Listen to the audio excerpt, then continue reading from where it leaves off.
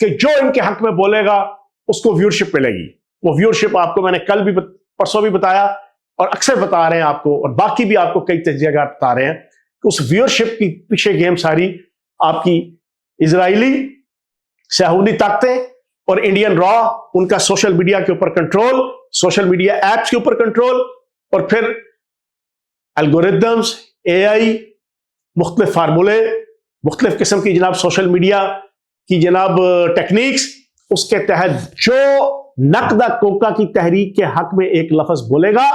एक वीलॉग करेगा, एक पॉडकास्ट करेगा, एक टॉक शो करेगा, एक ट्वीट करेगा, एक फेसबुक के ऊपर, टिकटॉक के ऊपर, इंस्टा के ऊपर और आपके जनाब ट्विटर के ऊपर कुछ भी बोलेगा, 24 घंटों छोड़े 1 घंटे के अंदर आसमान की बुलंदियों पे उसको व्यूअरशिप मिलती थी और फिर पीछे से डॉलर मिलते थे। ये माहौल बना तो सारे आपके सहाफी और सियासतदान, उन्होंने कहा मजे है, व्यूअरशिप भी आ रही है, पैसा भी आ रहा है, सारों ने अपनी धरती मां के खिलाफ और इस नकदा कोका की तहरीक में दोनों हाथ और एक टांग उठा के नाचना शुरू कर दिया।